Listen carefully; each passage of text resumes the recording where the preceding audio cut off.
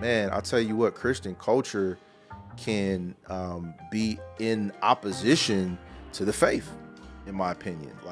Like Christian culture is like quite easily the political arena.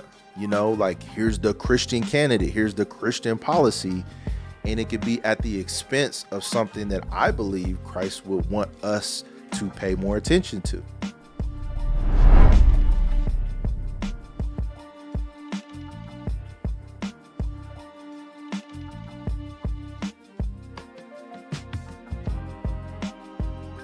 Welcome everybody to another episode of the Live Your Purpose podcast. I'm your host, John Morgan Jr. Man, it feels so good to be here with y'all again today on this wonderful, unfortunately, look like we stepping into fall, you know what I'm saying? The weather season is changing in Ohio, you feel me? If this is your first time here at LYP, man, Live Your Purpose, this is a space where we try to be intentional about having authentic and organic conversations, man. We always try to have a conversation in a framework about healing, relationships, but just in general, we want to be able to have dope, authentic, and organic conversations with beautiful and brilliant people. And this next individual that we got on here is the personification of that. I don't even, like when I think of this individual, he's an artist, he's a father, he's a husband, he's a creator, he's a mental health advocate, he's a pastor, I'm sure I'm missing a few, to hit him, but we got the great, the dope, Taelor Gray in the building, man. Taelor, what's happening, man? How are you? Bro, I'm honored to be here. Man, I'm just excited to chat with you, bro. I feel like it's long overdue. Yeah, for sure, man. I appreciate you being here on such short notice again. You feel me? You here? We made it work. Yeah, that's a fact. We made it work, man. First and foremost, man, how are you? Like genuinely, like how's your spirit? How's your heart? You know what I'm saying? Just how are you? Man, I told you earlier this is a good time to talk, particularly relative to being honest. And to be honest, man, I'm feeling a little overwhelmed. I feel like there's some things that I would like to release and, pressure that I can feel physically and mentally and emotionally that I'm trying to figure out what to do with, So on a practical level, I got a doctor's appointment tomorrow. Okay, good. Some of this could just be blood pressure stuff, but sure. It's a lot. Black men going to the doctor, we got to stamp that. You feel me? Yeah, we championing that for sure. Yep. And my doctor is a black woman. Okay. So, okay, even better. Get nurtured. Yeah, facts. Yo, that's so funny that you say that because the last few doctor's appointments I had, I was actually telling Sierra, I'm like, man, I went to the doctor and it was not a good experience. I was not treated well. I was not handled with care. You know what I'm saying? It was, now my POC is a black woman. Okay. She's cool. But even if I'm keeping it real, the last couple of, the time I seen her before, she must have had a lot going on because she wasn't the warmest either that day. Okay. But the entire process, the receptionist, everything else, bro, it was like I was just another number. I'm like, man, this is not a welcoming experience in here. I didn't pay attention to it like that, beforehand. So the fact that you said I'm going to get nurtured, that is a real thing, right? Yep. You know what I'm saying? So I'm glad you said that. She's allowed to fuss at me, bro. Like she fussed at me last time. She probably going to fuss at me tomorrow, but I received that with love. Yeah. So I needed it, and practically is directly going to address how I feel today. Yeah. So when you say you overwhelmed, is there anything like what is it specifically, if you don't mind? You know what I'm saying? If there's anything that you care about. One thing I can say that I'm trying to learn and grow in is this idea of acceptance. So I think when I feel overwhelmed, maybe I feel overwhelmed with things I can't control, and I'm just carrying it, you know what I mean? And it's not a good thing. I can identify that. It's not good to carry all of it, but I think it's also part of the way I'm wired. So I'm trying to figure out some healthy release points, some healthy exercises to relieve some of that, man. But really, at the end of the day, it's an exercise of learning myself, So to be able to say that honestly, I have at least gathered the data and I can say, yeah, that's where I'm at. What has been your relationship prior to, I guess, this new discovery of learning yourself? What has been your relationship in the past with control? Man, I feel like I have maybe an unhealthy relationship. Well, I'm not going to go there. I will say I'm learning my relationship with agency. You know, like, do I have the ability to do something about what's in front of me, or how do I participate in things that I may observe that need critique or correction, you know, versus like, I can't do nothing about this. You know what I mean? So my agency journey has been one where I'm trying to figure out like what I should do. You know, like maybe there's some things that I just observe and I'm like, that's crazy, and then keep moving. Versus like, do I get involved? Right. Like, do I lean in? Do I build a connection? Do I have a conversation? Versus say, that's not my bag, you know? So what's the determining factor that based on like how you decide which is which?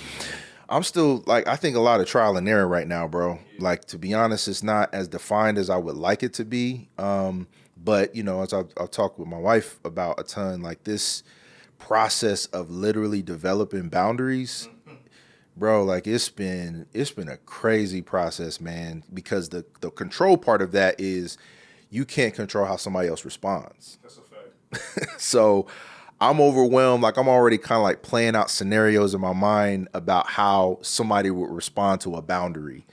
And I'm like, damn, like, you know, am I really ready to have this conversation, or do I just let it ride? Like you asked, how do I respond to it in times past? I probably would let it ride. I probably wouldn't address it. I probably would just push through it. Maybe that's an ethic I learned from my elders. But it's getting to the point, it's like, nah, you're going to have to do something different. This ain't working. Yeah, that's deep because, right, like my therapist always tells me, she's like, you know, boundaries are for the individual, right? Like, you know what I'm saying? You hold up boundaries, you create boundaries for you.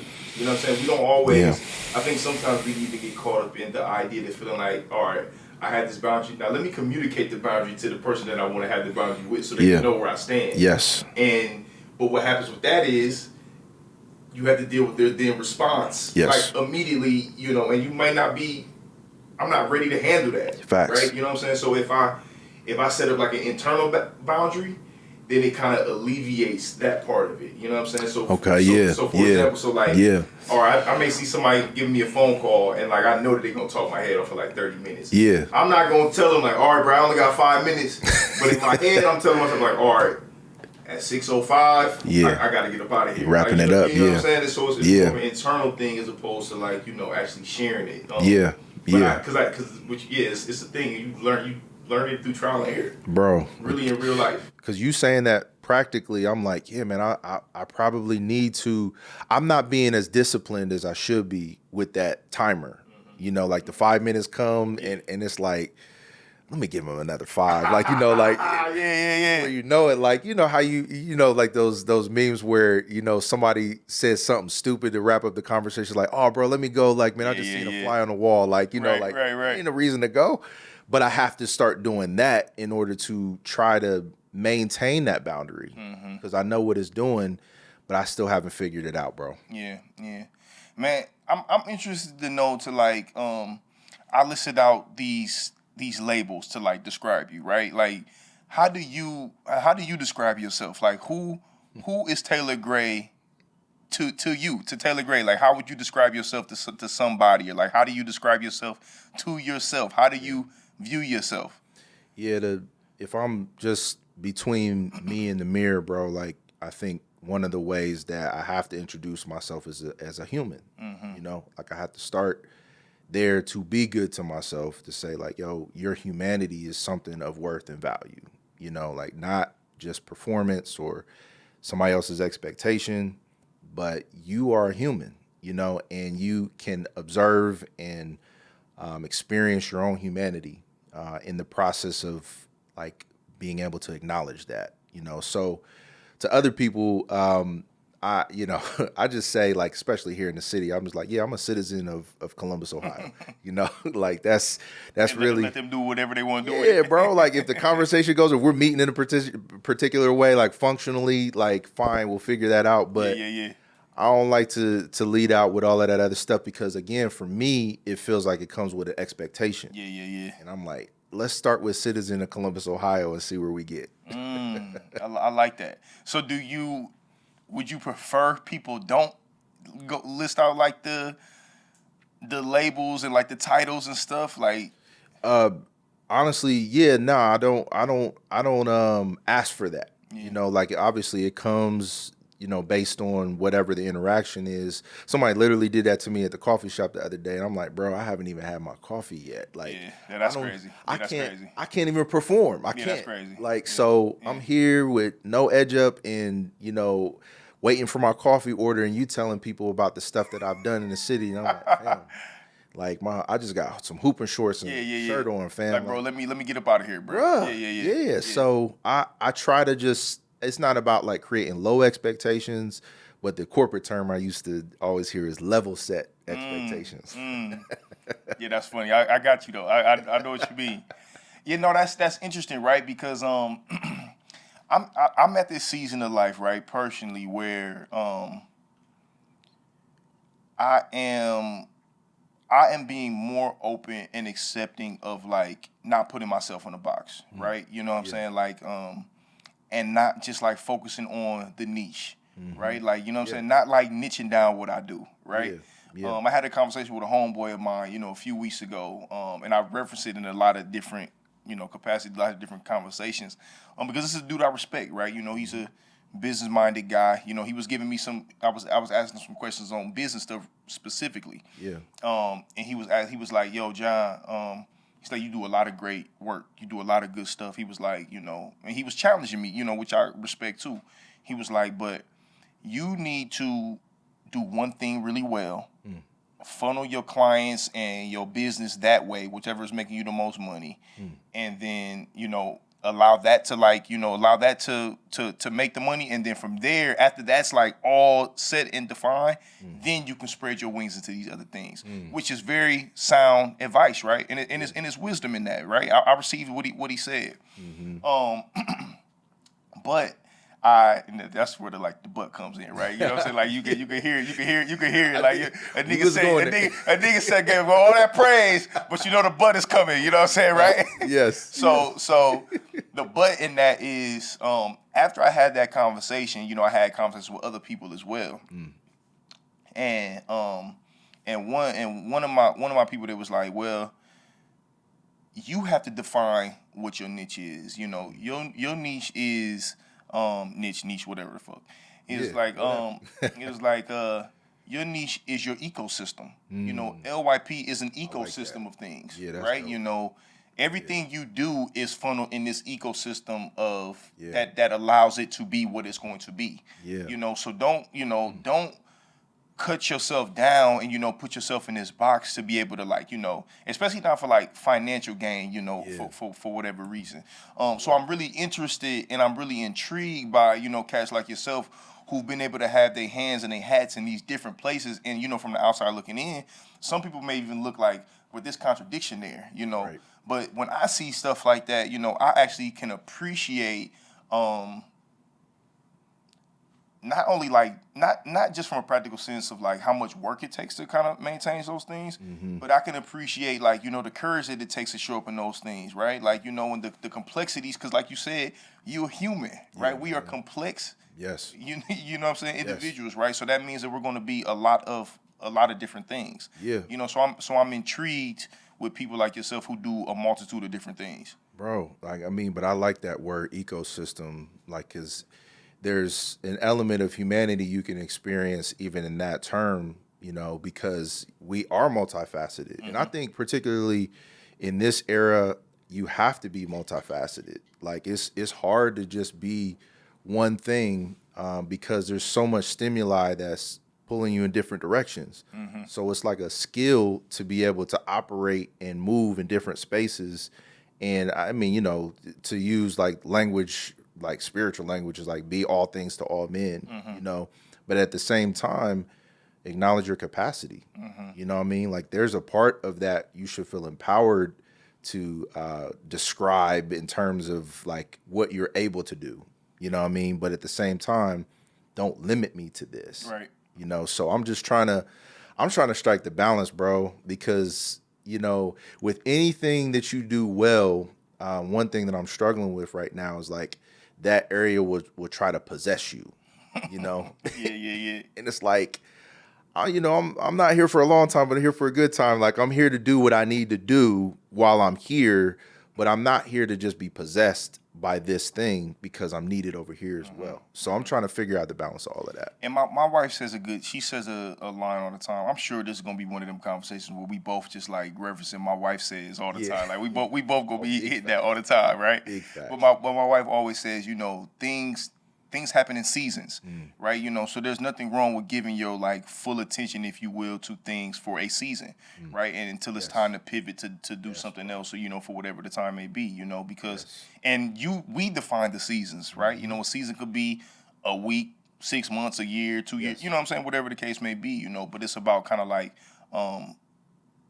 taking those steps to define it yourself, outside of what the outsiders, what I'm saying, in society says you got to do. And you got to be empowered to do that, man, because again, people will possess you for as long as they can get something from you. And if you kind of set the terms out the gate and say, like, here's how long I'll be here doing this, or here's the capacity in which I'll be able to show up, then you're able to then lean into that with the required passion or energy that you need to give to it, knowing that you set some kind of boundaries around what they should be expecting from you. Yeah. And bro, like, my wife tries to encourage me to be good to myself even in that, man, because I'm always like self-analyzing my performance. Like, did I show up enough?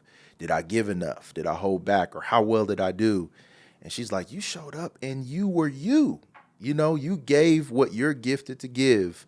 So, enough with the self-critique. I'm getting all the way into maybe some Enneagram stuff, but, just like allow it. Allow all of the things that come with you showing up to be good enough for whatever you're here to do. Yeah, because you are good enough, just the way you are, and whatever that looks like. Yeah.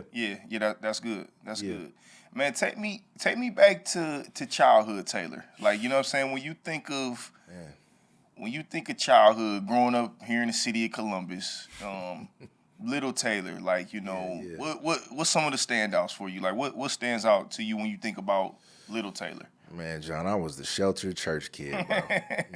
Like we wasn't allowed to watch nothing, listen to nothing, do nothing but church. Like, I think like the way that I'm raising my kids now, like in the capacity where I serve, like what I understand is like I'm actively traumatizing my kids. Like, Say more about that. What you mean? Say more about that. Well, I'm drawing from my experience. Like, right. Yo, man, like I can't believe we had to do all of this in association with church. Yeah. You know what I mean? Yeah. And I was forced. That's the big takeaway is like I have no choice. Right.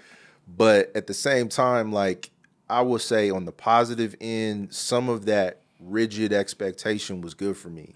It gave me a sense of discipline and consistency. You know what I mean? So I knew what my parents expected. Like they were, my mom in particular, she was the disciplinarian.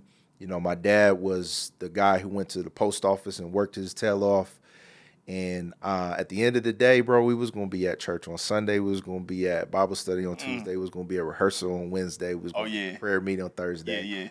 Yeah, so you was in. That was your experience. Church that was was your my experience. experience, bro. But it's so funny because like there would be different touch points of people who were like outside of that I'd be so curious by. So little Taelor had to figure out how to get past the parental controls that had the channels blocked, so I could see the bigger world. Like, cause bro, like the music stations was blocked on TV, like back when we had the cable box.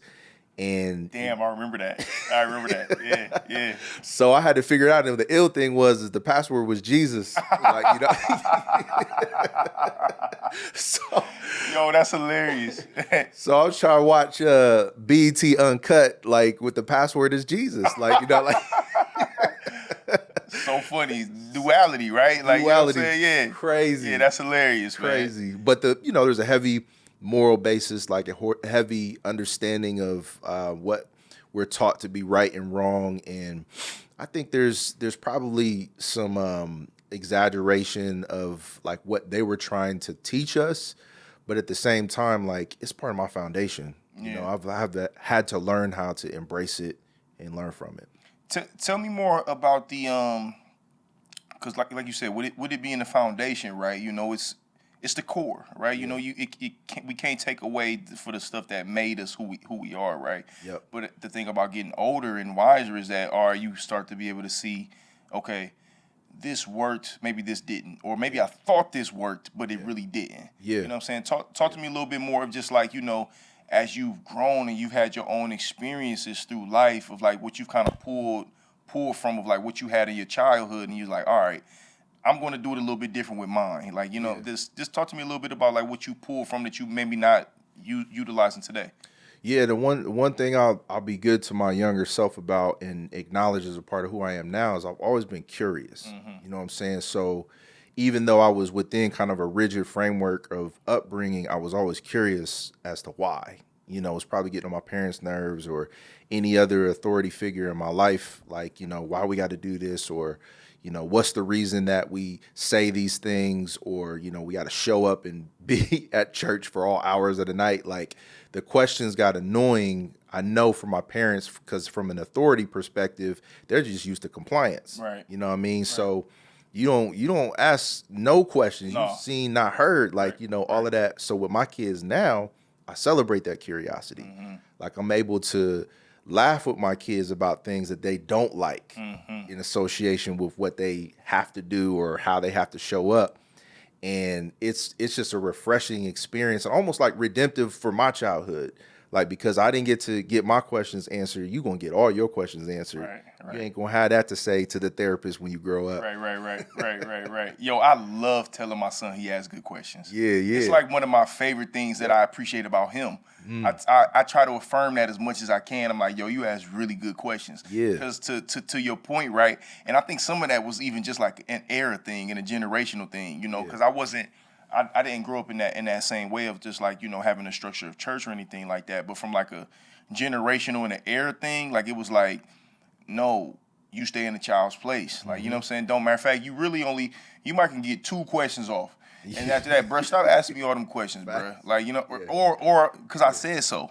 Like, you know what I'm saying? Like, it's gonna be met with like a immediate force of just like, this is what it is. So like, you can stop that right there. Yeah. But to also to agree with you, like I think I was always kind of curious as well, and it's kind of served me in a way too, because my curiosity, it evolved into just like, I won't say rebellion, but it evolved into like, all right, I'm curious, and I'm like, I don't care what you say, I'm not thinking like that. Like I'm gonna think over here. I may not act on it completely, but I don't think like that just because you said so. Facts. You know what I mean? Oh, bro, yeah, I was a contrarian, am a contrarian, like, like Right. It ain't no was like, just because somebody moving this way, I want to know why they ain't moving over here. Yeah. I really want to understand, and I'm not going to just sell out to that idea until I get all my critiques answered.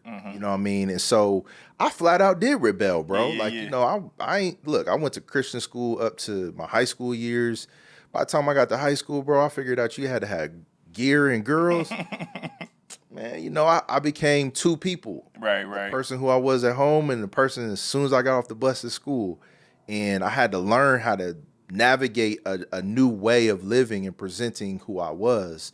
So there was some duality early on, but it was manifested in rebellion. Like, I ain't doing none of that. Like, so nobody tried to prepare you for like, yo, although we doing stuff in this house one way, when you go outside, people are not going to rock with that. Nobody prepared you for that anywhere.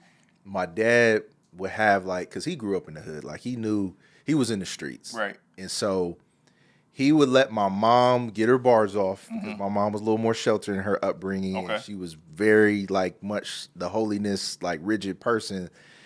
And he pulled me to the side, like, I'll never forget when he gave me a condom. Like, it wasn't a talk. Like, I don't relate to people say, like, did you have to talk? Like, it wasn't a talk. Yeah. It was practical. It was like, don't bring babies home.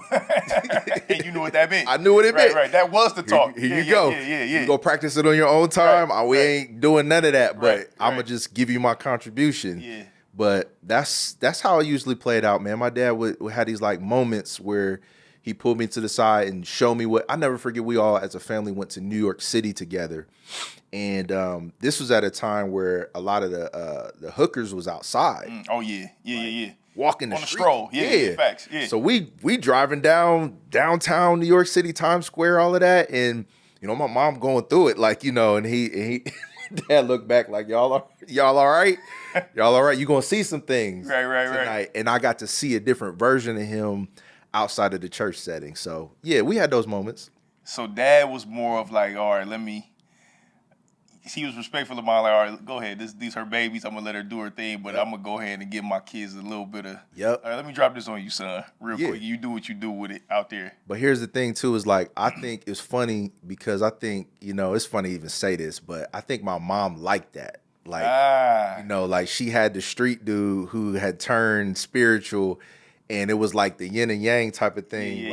And it attracted her to him. So he could school her on some things, and he got to be like, yeah, back in my day, like, this is how we rolled. Right. Y'all don't know nothing about this, and let me put you on to this. Yeah. She became like the perfect balance to that. Okay. So like there'd be times she'd be like trying to get her bars and stuff off too, but when it was time to like, look at a certain kind of movie, or like she's going too hard, like you can't see that, you can't watch that. He's like, they good. Like, don't worry about it. Like, I was able to navigate that, trust the tools. Mm-hmm. So it was a good balance. Yeah, that's good.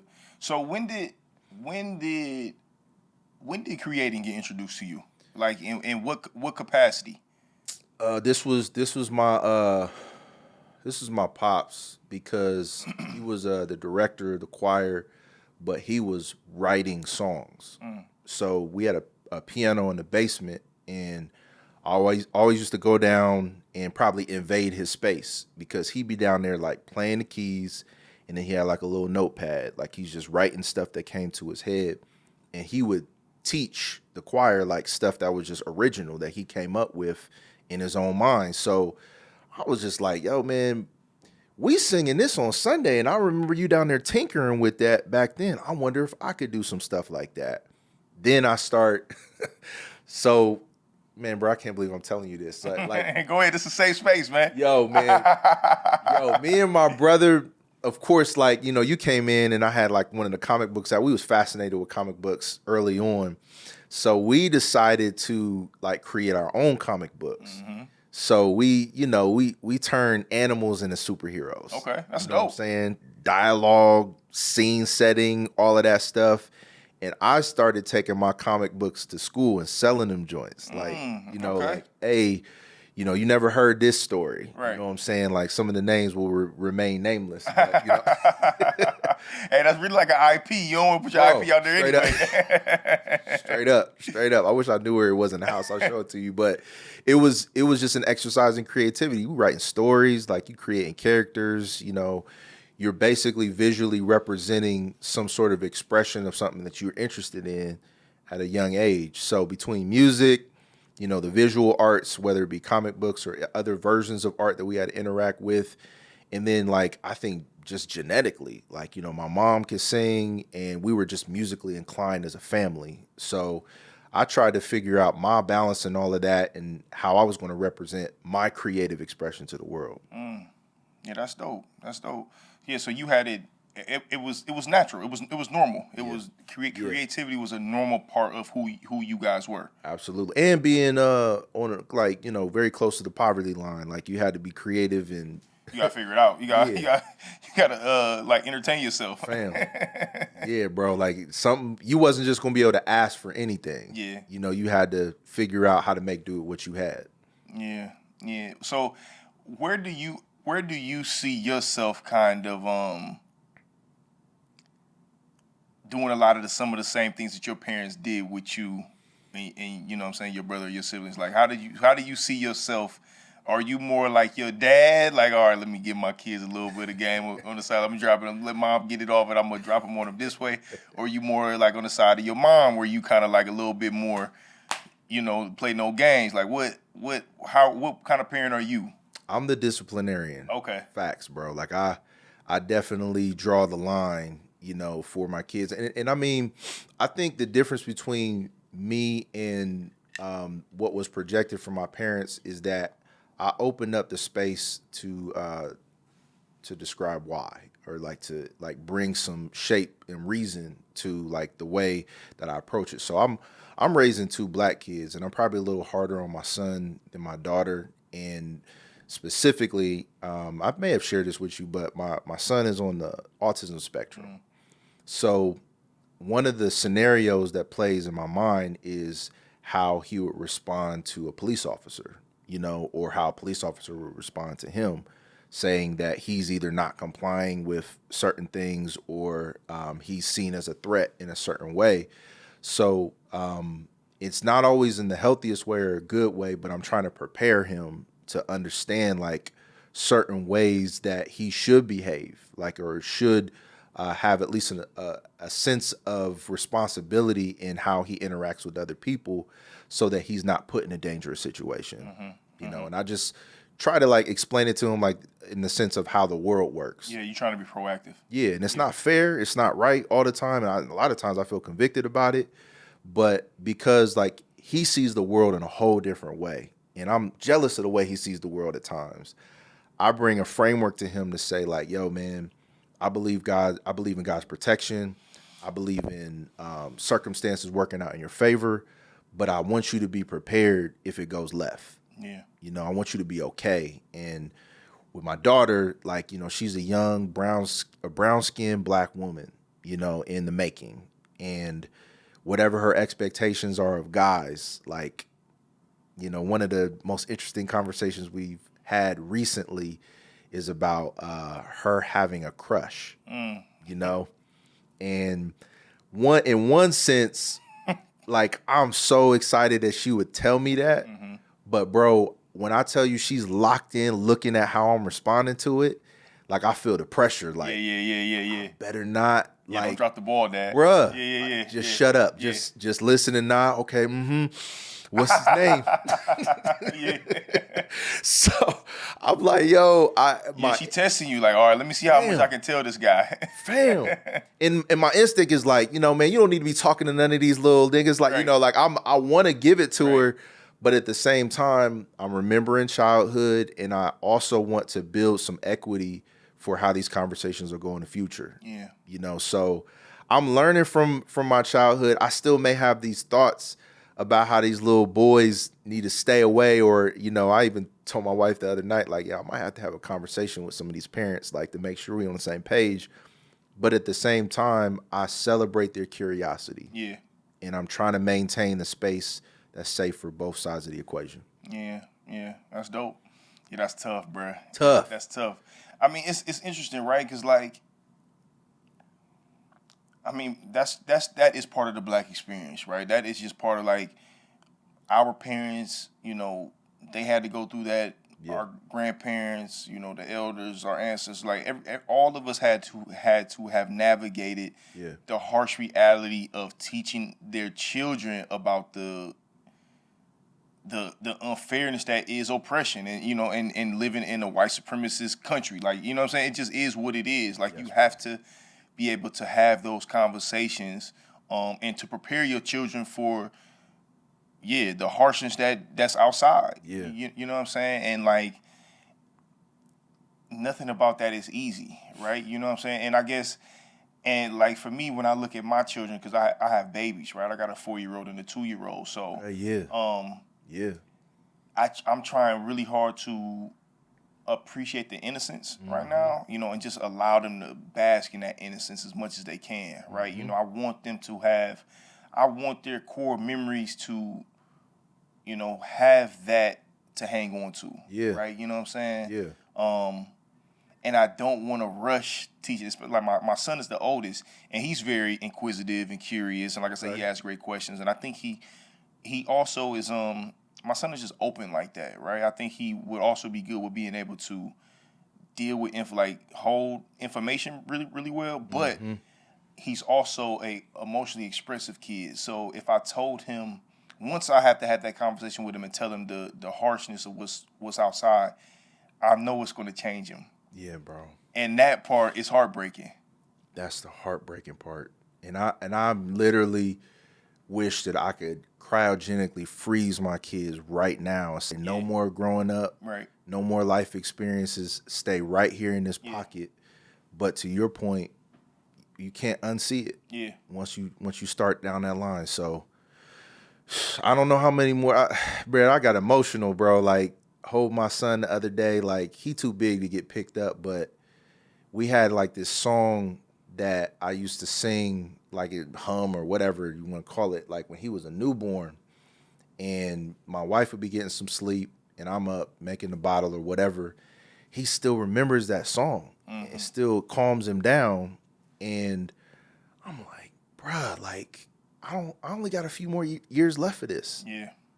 And so, I'm back to my issues with control, stuff that I got to accept. And, if I'm honest with you, bro, like sometimes I struggle with anger relative to the fact that once they see that part of this world and this society, it's going to change them. And I just hate that. Yeah, me too. Me too. And yeah, I mean, listen, I've had my own bouts and, continue to have my own bouts with just like releasing the need for control, right? Because I really know that it's a trauma response now of just like, being fearful of things not going my way, right? And things of being out of my control, to the fact that like, all right, if I don't have control on it, then it could put me in harm's way, right? And with my children, it exposes me on a whole nother level, right? Like it exposed, like my children bring up insecurities in me that I've never experienced in nobody else, right? Like my son specifically, like my son brings up the insecurities in me of like, he brings out the insecurities in me that I want to try to hide from the world, right? My son is very gentle and warm and kind, and again, he's emotionally expressive, right? So those are the insecurities that I sometimes try to like, all right, I ain't gonna show everybody that side of me, right? Facts. I only gotta show that to a certain amount of people, right? With my daughter, she brings out the insecurities in me of my daughter is lit. Like, you know what I'm saying? She really lit. Like, you know what I'm saying? She got full of fire, bro. 2 years old but running shit. Like, she Love is it. I mean, I'm not like, and she's been that way from the jump. Like, she's just wired that way, bro. Like Crazy. Like putting hands on people, like all type of shit. She just lit like that, right? But she brings up the insecurities of like, she does things of just like, without thinking, a fearlessness that's like, all right, sometimes I want to be like that more. You know what I'm saying? I want to put myself in a position to be like that more. And so they challenge me in these ways where it's like, I see them doing it, I got to be able to do that too, right? You know what I'm saying? But so from the control side of things, I got to like, I have to check myself on not covering them on those things, right? Just because they bring out the insecurities on me, don't mean that I have to shelter them for the things that make them beautiful and unique. You feel me? Facts, bro. And so, that's the thing. Yeah, it's tough. It's tough. I mean, I don't think there's a way to master that craft. But I think within kind of community, like this is an example of that, is to know I'm not crazy in some of the same approaches. You know what I'm saying? Or some of the same experiences and feelings. Like, yo, man, I wish I could be like that, bro. Like, again, like with my child, with my son being on the spectrum, there's things that he just can't help but be honest about. Right. He'll say it without even thinking, like, bro, like you not reading the room. You feel me? Like, what's the effect of all of this? My brain going crazy, and he just like, nah, I'm standing on business. This is what it is. Right, it's what it is. And I love it. Like, I'm like, shit, man, I wish I now you got to deal with what's going on. It's like, but that's not his problem. That I'm dealing with all these other stuff, right? Yeah. But then I'm like, okay, as a black man, you're gonna have to deal with everything that comes with that, because unfortunately, this world isn't making room for you to be able to express your opinion like 100 proof. Like, say what you really think and feel. Like, it feels like an exercise or protest. You know what I mean? And so there's an energy that comes with that. So I want you to be courageous and bold, but then there's that other part of like, I want you to be prepared for the energy that comes with that. You know what I'm saying? So I 100% admire my kids, but at the same time, I can't control how this all plays out. What are some of the things? Tell me one or two things that you like are actively trying to unlearn as a parent. Man, well, in the discipline vein, like, you know, it's funny how black people romanticize like getting whooped when you was a child. Yeah, that's whack. It's crazy, bro. It's Because whack. I had it's you know, and I'm a little older than you, so it's harder for me to just land on that's whack. Okay, all right, okay. I'm just saying, like Yeah. I might have 10 more years of getting there, Right, okay. because I'm like, was I tripping? Like, you know, I start talking about how bad I was, like, you know, or did I need that to learn how to act right? But I had to do away with that with my kids, because what I was starting to observe, like, because I used to do the spanking thing early on, but there was like this fear that I saw in their eyes. Yeah. You know, like not even from the standpoint of like dealing with something in the moment, but me just walking through the halls. Right. You know, and it's just like, you know, I don't want to create an environment where you're literally cringing at my presence, like to make a point about authority and or morality. You know what I mean? Like, I don't want you to interact with right and wrong in that way. You know, if you're going to embrace something good and right, I want it to be from your heart for the right reasons, not just because you fear the response. Yeah. You know, so that was something I had to unlearn in the way that I raised my kids, even though it was just in me. And ultimately, it was a part of my value system to say, like, I needed that, you know, but we're dealing with new kids, new era, new ways of experiencing the world. So, man, I can't sit here and tell you that I've completely done away with that part of me as far as like thinking it's a necessity, but I'm doing the work to unlearn it. Yeah, to unlearn what discipline looks like. It can look like different aspects. Yeah, I understand that. Yeah, I mean the reason why I land on the fact of saying that it's whack is from the framework of like power dynamics, right? Yeah. The power dynamics are never even. You know, so if you look at a relationship, in any relationship dynamics, parent-child is never even. You're never here. Yeah. Right? I mean, maybe sometimes when you become adults, but that's later on in life. But for the most part, parent-child there's never even playing field. Yeah. You know, so there's always going to be a level of like authority that hangs more for the parents. Yeah. So when you talk about doing any type of like physical response to somebody that you have a higher level of authority over, that to me always kind of lands on the sign of like, are you abusing your power? Yeah. You know what I'm saying? Because Yeah. anytime, like, if you know, Yeah. if I know I'm more powerful than you, and I gotta resort to that, I'm abusing my power. And if you look at like, there's no other relationship dynamics where physicality is used as a way to teach, reprimand, anywhere else outside of parent-child dynamics. And like you said, like even when like, you know, I've never whooped my kids, but I've popped my son a couple times, right? I hit him in the chest one time, right? Yeah. I hit him with like a quick little, Yeah. like you Yeah. know what I'm saying, one of those, bro. I seen it change. I seen it change his whole, bro. like, I mean, it crushed him like bruh, why would you do that? You know what I'm saying? And to me, it was one of those moments like, all right, this ain't.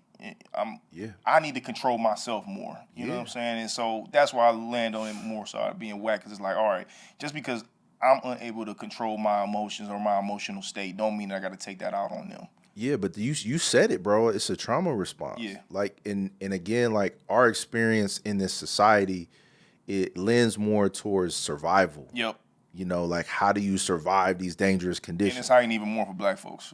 Yeah, bro. Like straight up, like it doesn't even lend to like how do you experience a life that's flourishing and, you know, blessed from all different kinds of angles. It's like, yo, how do you make it through? You know, and it doesn't even feel good to say. Yeah. You know what I mean? So I don't want them to think that the only mode of living is survival. Yeah. You feel me? So I receive that completely. That I'm doing the work to try to like accept it for myself. Right. Versus like whatever I'm projecting to the kids, I'm just acknowledging y'all gonna be in therapy. And I'm here to let you know, if you call me into the office to deal with it in a group session, I'm gonna be honest. I'm gonna be real, and I'm gonna acknowledge my part. That's a fact. That's fair. That's all we can ask for, right? Like, yo, man, Dad did his best he could, man. Yeah. You know what I'm saying? But then we start to sound like our OGs. Right, yeah. I did the best I could. Hey, but that's some of that is part of the experience too of being a parent, where we are becoming a little bit more empathetic Yes. to our parents and to the 100%. elders come before, like, oh shit. Yes, bro. Yo, my mom she wasn't tripping just because she was tripping. She was tripping because she was a single mom trying to work a job, send me to this school, give me stuff that I needed. Like, you know what I'm saying? Like, she was dealing with her own stuff. You feel me? So it is part of it. It's unfortunate that we just talking about a 30-year return on investment. Like, I gotta wait 30 plus years Right. for this little nigga to tell me, oh dad, man, you wasn't tripping, man. You was going through whatever. Like, Right. God damn, bro. Like, yeah, I was going through something. It just sucks that it's gotta be like that, but I mean that's just what it is, It's man. what it is. It's one of the hardest movies to watch from the screenplay is Fences. Mm-hmm. You know, because it's like it feels like you're being asked to sympathize with the way things are. Right. Even though you can be like, nah, that ain't right. Right. Like, you know, we need to course correct or maybe overcorrect. And it's like, man, I'm back to in the mirror, I'm human. Mm-hmm. You know, like I know what I know and I have the capacity to address what I can address. Mm-hmm. And I can say right now, at least for this era, it feels like we're more aware of either harm that we're doing or harm we could potentially do than the previous generation. 100%. You know?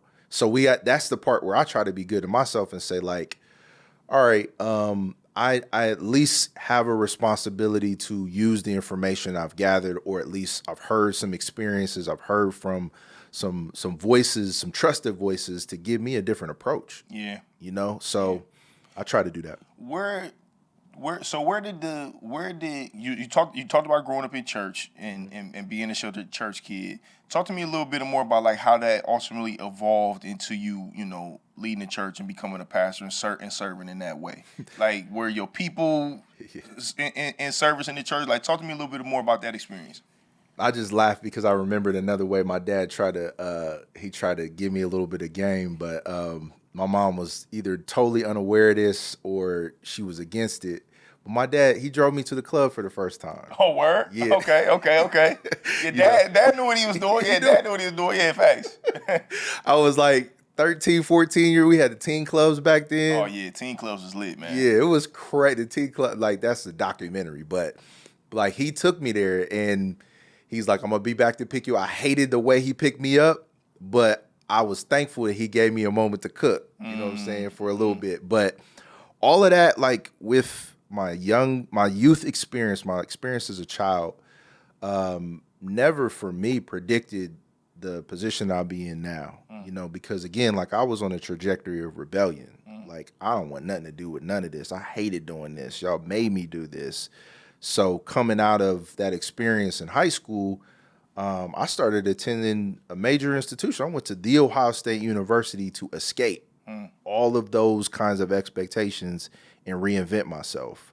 And yet I find myself here. And it's crazy because like the only way I can describe it is like a spiritual experience with God. Like, it's not the path that I would have chosen or predicted or even known how it would have been able to relate to people. But what I found out that, at least for me, is that the church kid experience is something that usually is not dealt with honestly. Mm-hmm. You know, so it's like the old phrase is like, you know, you don't want to preach to the choir. Well, damn it, the choir need what I know about the choir. Right. It's some crazy stuff going on in the choir stand. You feel me? Like, people are in church wearing like the best disguises that you could ever think of. Yeah. So it felt like a missional part of my life to like really give people an understanding of this experience within faith, within this construct of religion in this society, that at least gave people fresh perspective or maybe liberated them from oppressive perspectives. Because what nobody in the black church that I grew up in talking about slavery and kind of the history of the black church as a protest to American society. But bro, once I started finding that stuff out, I'm like, yo, man, I'm telling it. Right. You know what I mean? I know this is like, for our elders and our ancestors, some of it was just like, yeah, we're so much in the experience, we don't have time to like be academic about it and talk to you or educate you about it because we're just in it and living it. Right. And now I feel like, you know, part of my role is to tell the story for what it is. So I think like the spaces that I ended up in, like music was a big part of it. Being able to express myself through hip hop or find a place through hip hop to share it differently that wasn't always embraced by the church. I felt like, look, man, if nobody's gonna really like talk about this for what it really is, then first person, I'm gonna experience it. Like I don't feel like I need to perform like I was a street nigga. Like that was a struggle in high school, not being that dude. You know what I mean? Like, where do I fit? Like, how am I relevant? Now it's like, man, that's a whole world of people who not really them street niggas. Right. Matter of fact, that's a small, like, you know what I'm saying, percentage of people. Yep. Majority of people ain't never smelled the street, never gonna be in the street, and don't have no idea. And the people who really in the street will tell you, yo, we ain't trying to be here. Facts, bro. And that's the part that I had to learn, like, wait a minute, like, you know, there's really like like the Truman Show almost. Like it felt like a whole nother y'all experiencing a script that you have to project to the world, but that's not really where you want to be. And you want a 2-parent household, or you want a family dynamic that looks like it has some stability. And I was ashamed to talk about that because it was like, you know, none of my friends have this. So I don't want to make it look like I'm the oddball. And now it's like growing into adulthood, I'm able to like share some things from a perspective that contextualizes, like, you know, all the mistakes that I saw or the humanity that I encountered, the mistakes that I'm currently making, without being afraid of being human in a spiritual experience. So I think like the trajectory that I ended up getting put on was to experience all the things, to experience the duality of being the church kid who wasn't really like who he presented himself to be, so that I can liberate other people who are doing the same thing. Yeah. So was the spiritual experience, was that the thing that brought you out of the rebellion? Yeah. Like, you know. What was it? If you don't mind sharing. The story I always tell, man, is like, you know, of course it had to do with a girl. Usually. Bro, like I was fresh out of, you know, the house and all of that governance of like, we got to be in church. But, you know, bro, I go into college, and again, like, I'm braided up, like, you know, I like, this is the Dipset era, bro. Oh, wow, okay. Early 2000s. Oh, Yeah. bro, So it was just like 03? Oh, yeah, bro. We listening to Diplomatic Immunity every night before we go to the club. Right. This is what's your boy, Lil Flip? This is this is when he, bro, it was over in the club every time I got played. Yeah. I'm like, all right, bet. Now I can try to figure my way through this experience.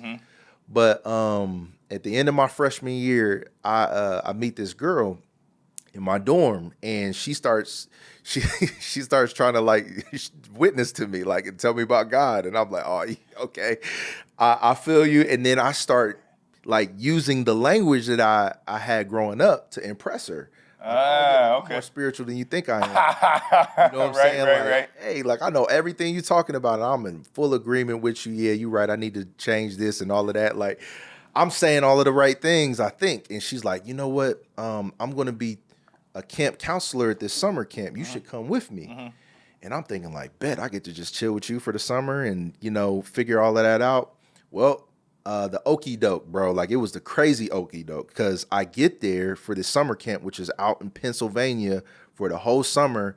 Soon as I arrive, first thing she does is get out the car and hug her boyfriend. Oh my God. So I'm stuck at this camp in the woods. How long was the camp? It was 3 months. Whole summer gone. Mom dropped me off, like, have a good, you know. Right. I'm in the mountains with a bunch of strangers, and this girl who just, man, I guess that's a catfish. Like, you know, she hit me with a version of something that I didn't know was on the table. And I had to like use that time to really ask myself some questions, you know? So it ended up being a good space, like away from everything familiar. Cause I was in the club every night, bro. Like, my reinvention process was happening, but that space was the place for me to ask why. Like, why are you doing all of this? Like, you're spending money you don't have. You're projecting an image that don't always work. It's not like something you come home to and feel peace about. Like, what's up with you and God? Like, is any of this real? And so that summer was like a space for me to like have a real dialogue with myself and God about who I wanted to be. And by the end of that summer, bro, like I was changed. Like I came back. In my heart, I was changed because once I got back, the homie said, "Let's go to the club," and I'm like, "Bet." Like, but it was a gradual thing that I couldn't ignore anymore, and it was transformative in the way that I decided to live the rest of my life. I was doing the artist thing before. I was writing the Christian raps, but I was living a different version. Then I started to say, like, okay, what is these Christian raps supposed to say that actually matches who I am? So that was the freshman headed into sophomore year of college was the beginning of that journey. And so from there, the journey, does it just continue to evolve there, or is it slowly, are you having trouble kind of like slowly adapting to what's becoming your new reality? Early on, I was, because I was trying to do both, like my relationships at the time, like, it was like, this is what we do. We go kick it. You know what I'm saying? We go chase the girls and we go to the club. A part of it, it was kind of crazy, man, because I think the hard stop for me was one night. It was Easter. It was Easter of my sophomore year in college. And we all like, we smoking and kicking it. We get ready to go to the club. And one dude just he just took away my high, man. He blew my high. He's like, let's watch The Passion of the Christ. And left.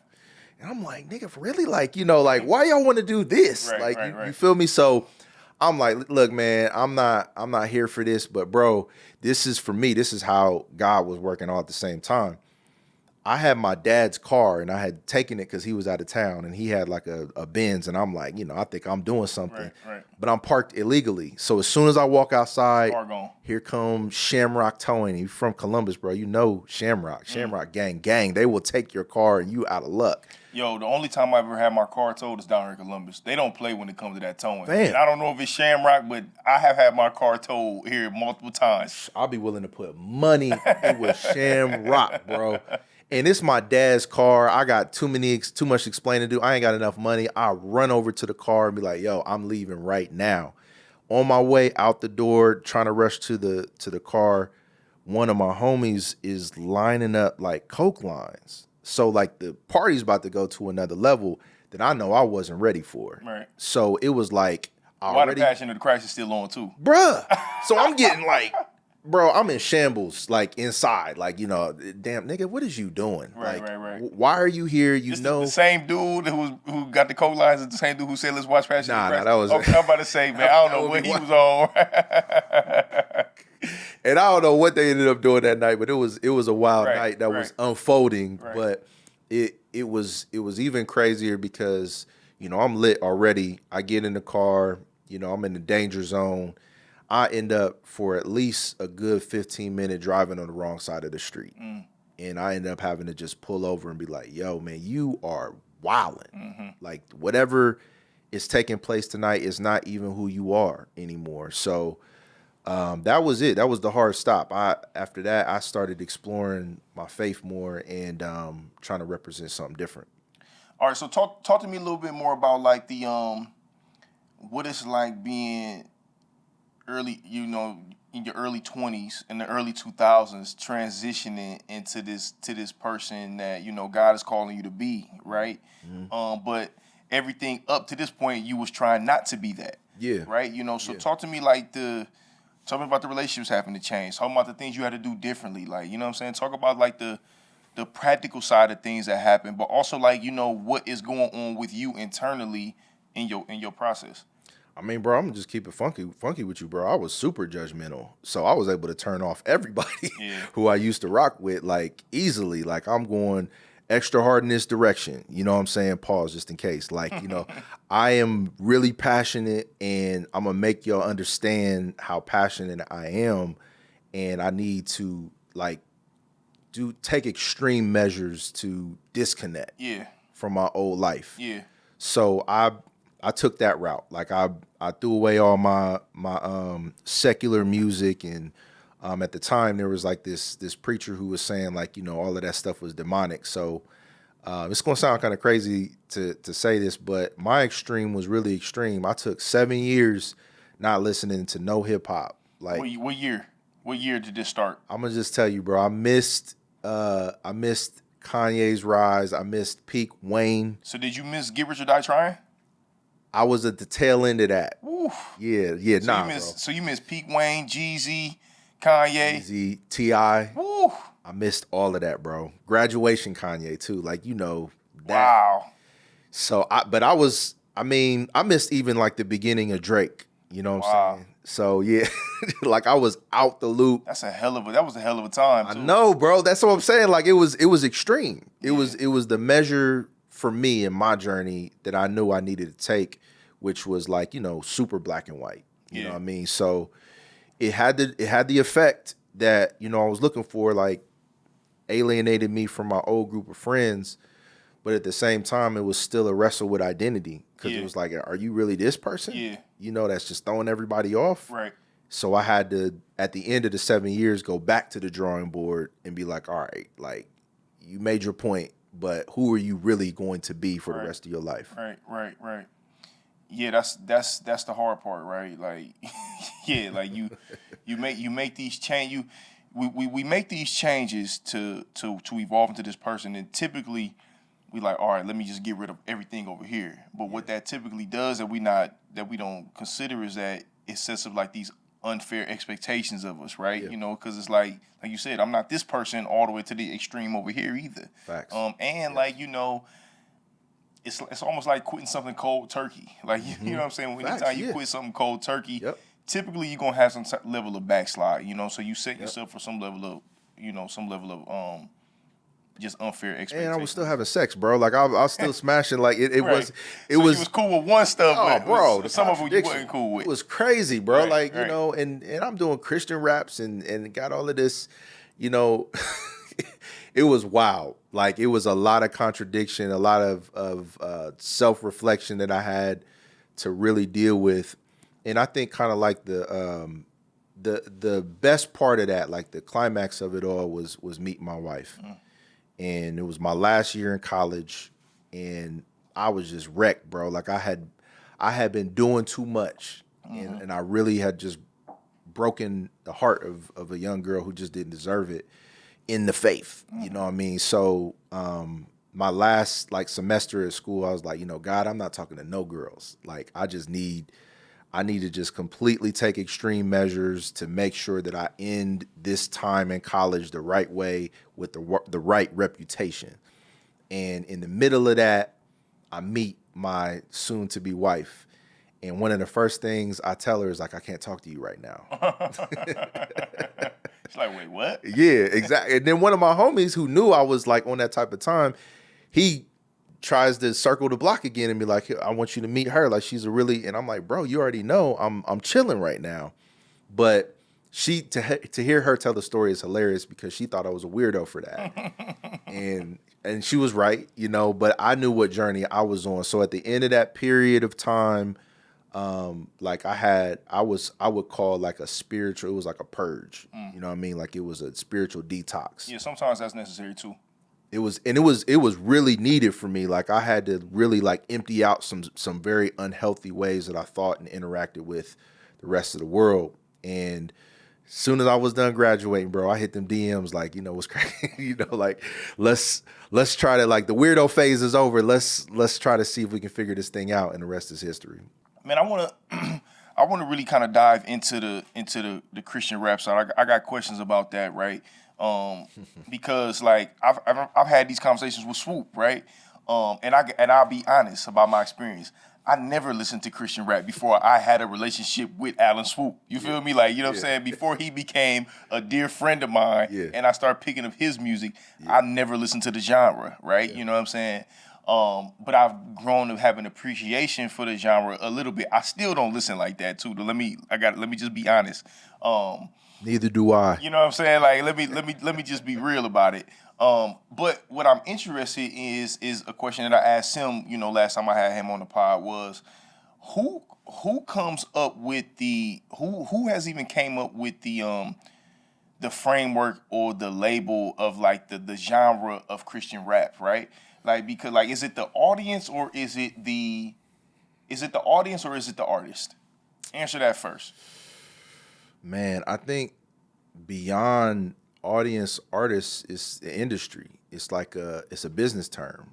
You know what I mean? Like I think a lot of times there's an audience response in terms of like how they define their experience listening to somebody, but until they can find it in like a formal industry category, they don't really know what to do with it. So I feel like personally that there was like a music industry term that emerged in the midst of a lot of Christians or people who profess faith in Christ making this music, where they said like we got to figure out how to monetize this, or we got to figure out how to categorize this so people can find more, you know, and just kind of centralize the sound.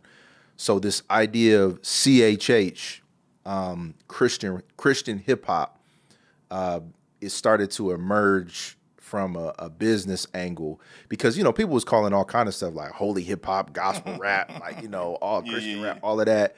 But then CHH kind of seemed like it emerged as like the term. You feel me? So when I was making music like early on, with me and my brother and one of my best friends, like that term didn't really exist, and we didn't relate to like the spread of it like nationally. Like we it was more regional, like you know you did it where you were, and being a part of the Midwest, like we didn't have like a power dynamic in the Midwest to dictate sound. Like we was just doing what we could with what we knew, but our platform was the black church, you know. So it was like a really tricky balance, because the black church had already decided hip hop was demonic. Yeah, right.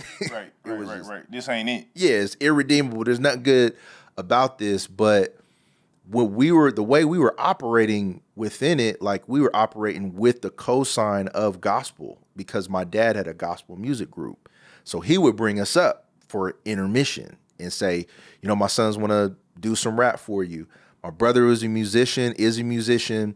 So he was able to create the production, and then we did like more of like melodic rap that was more acceptable for the black church. So to my understanding, it was not something being done widely. Like most people weren't like looking to be accepted by the black church, like as a measurement of, yo, this is what you do that Christian rap stuff. We didn't relate to like the more popular people at the time. We didn't know them. We didn't have like relationship with them. But bro, we had like our own circuit. Like we was in black churches. We were in colleges, like black Christian organizations would have us out. Bro, we did stuff with fraternities, black fraternities. Like it was a very black cultural experience for us even doing Christian rap, you know, because quiet is kept, like, you know, Christianity, black church, all that stuff is like part of black culture. You know, like that is the way that many of us have like an experience of blackness. You know what I mean? So my interaction with what it is now is to see that CHH is in like mostly white churches. Yeah. You know, and white festivals and all of that. And I'm like, I never related to that. That was never like where I cut my teeth or built any of my experience. So I mean, like to this day, like you said, like, do you listen to Christian rap? Like, I have to be clear. Like, I listen to my friends. You know what I mean? I listen to the people who I respect artistically, and they just so happen to be cool with me, and I'm cool with them. And that's how I literally developed like my listening base.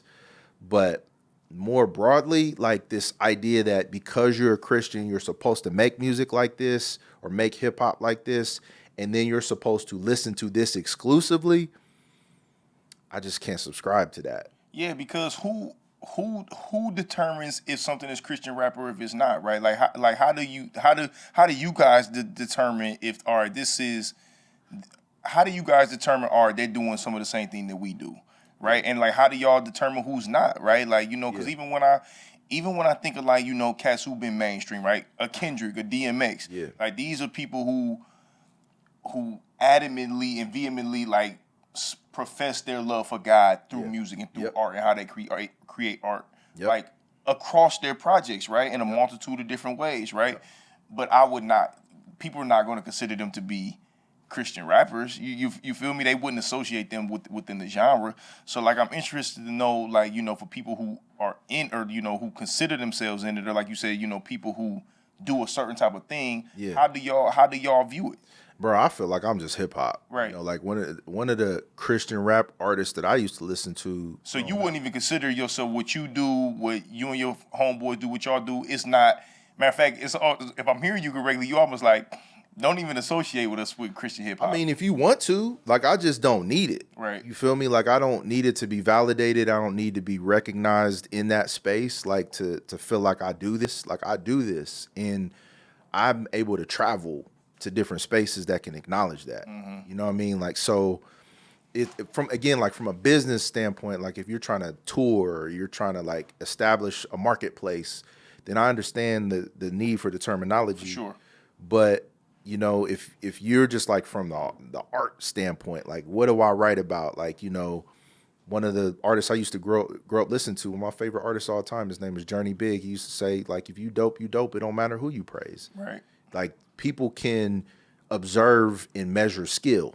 You know, like they can listen to music and make a decision, or groups of people can listen to music and make a decision as to whether or not it's good. Yeah. You know what I mean? So I think that's a part for me philosophically. That's a part of the way I create is like if I say I represent God, then I want It's just who you are. Yeah, I want to get the excellence out of it. Like I want to perform to the highest skill level. I want to perfect the craft. I want to represent like an intentional decision to make this as good as it could be before I say I represent God. Yeah. You know, so my peers to me, like they're people like Jay Electronica. You know what I mean? Like he's very explicit about his faith, Right. but got bars. Right. Right. So But it's funny, right, though, because people don't, and that's why I tend to agree with you. I think that it's more of a capitalism thing that, you know, that's created Christian hip hop to be what it is. Because, yeah, when you look at other faith-based, there's no such thing as,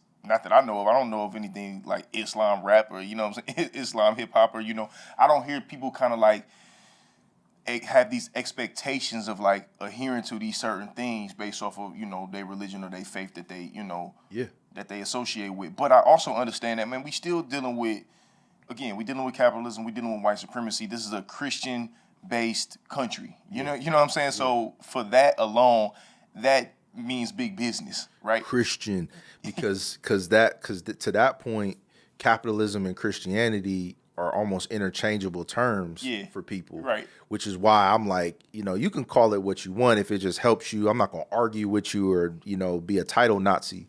But what is Christian to you? You know what I mean? Because some of the stuff you may hear me say don't feel Christian. Yeah. You know, and, you know, don't let me get done pastoring and make an album, bro. Like, mature content, fam. Like, it's not going to be something that's able to sit on a Christian bookshelf, like, you know, if I'm thinking old school, like CDs or playlists or platforms. Yeah. It just don't fit so easily. I mean, the business part of it, it ain't even enough money in that space anyway for me to like feel like I need that. Well, that's what Swoop said. He was like, Swoop was like, nah, it ain't no such thing. It's only like one or two that's like, you know, really being able to make money. He said the rest of niggas is like looking to be pastors. Like, you know what I'm saying? It's like a monopoly. Yeah, bro. Like, you know what I'm saying? Like eventually, like it's just. And white people own it. Right, yeah, exactly. At the end of the day, like I don't want to be owned by something white people own. Right. Like how are you going to dictate to me what it means when my ancestors had to build faith from nothing? Mm-hmm. You know, like you get to now say like, oh, we determine how you are able to curate and listen to messages from Christ. And like literally, bro, we in slave fields, like developing a faith and a practice of faith that liberates us. Yeah. Like, how are y'all the authority on what it means to experience God in this country? Yeah, that's a fact. That's a great point. Man, I want to talk a little bit about a lot of the stuff that you're doing, like in the mental health space. But before we get there, man, you and I share a similar experience. You spoke and you speak highly of your mother, right? Like, you know, your mother is. I mean, listen, man, black mamas to black boys is, you know, is everything, right? Like, you know what I'm saying? That is the origin. You feel me? Like there is I know what it means when people say like, all right, a piece of me is no longer here, right? Like, you know what I'm saying? Like part of who I know myself to be is no longer the same. You know, I don't operate in the same, you know, since my mother is not here. Now, it's not about it being good or bad. It just is, Yes, right? What is what it is.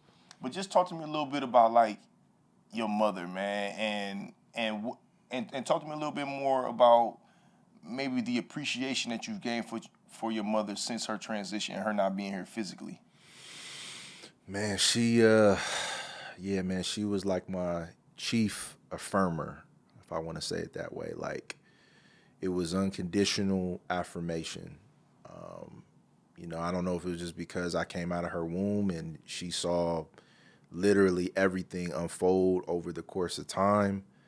But like, no matter where I've been in life or in the world, like I found home within like the way she sees me. You know what I'm saying? Like the way she would speak to me. And if I even wasn't doing everything that she taught me to do, she still spoke it into me. Like, I know who you are. Like, there's no deviation from what I believe God told me about you, and it's such a deep sense of loss for me, bro, to be honest with you. Like, I'm not the same person. Like, I recently was like, kind of looking through some old photos and just remembering like who I was at a certain time and how I was able to show up, for friends and family in different ways. And it is again another form of acceptance, because like there would be part of me that says like, man, yeah, you remember you used to, like, you need to get back on that. It's not possible. Yeah, it's not in no more. It's gone. Yeah. Like in that, and I'm a nostalgic person Right. by nature. I Right. love the good times or remembering stuff, but it's gone. Right. So like if I were to respond to the word you used, appreciation, I got to be honest, bro. I need some more time for that. Yeah. Because I'm kind of having like an internal wrestle with God about it right now. Like, why is she not here for these moments? Mm-hmm. Like when I need her, Yeah. and she's here. Like, presence is communicated in so many different ways that I'm even reminded, like, oh, you hear, you see. But talking about my kids, bro. Yeah, that's the hardest for me. Yeah. I want her to see it. I want her to be involved in all of the joy and the energy, and just like everything just feels like what I lost more than what I've gained. So you're not supposed to say that when you have faith, or let alone if you're a pastor. But that's just what I feel. You know what I mean? So maybe in the course of time, I'll get to a better place in terms of appreciation. But for right now, I'm looking at my dad, and my dad is experiencing it like in waves. Yeah. So I can't downplay what he feels. Yeah. To get to this place that I want to get. Like, we're at where this is where we are. Well, maybe that is the appreciation of it, right? Is that you can allow yourself to say, yo, I ain't there yet to be able to stand on appreciating this side of it. Like, I'm just feeling what I feel. Maybe that is the appreciation, especially when you said that, me being who I am, I ain't even supposed to say that, especially out loud. Maybe that is the appreciation. But if you open to it, man, share more of that. Share more of like, what you wrestling with internally, right? Because I recognize that too. I recognize and I welcome and I receive that. My experience with my mother's transition, I've been able to have a different level of acceptance because there were outside factors that were going on at the same time, right? Yeah. I lost my mother in the middle of COVID. 4 months after my son was born, on my mom's birthday. So like, you know what I'm saying? So it's these things that are bigger than me that were happening at the time of her transition, that it forced me to be able to say, all right,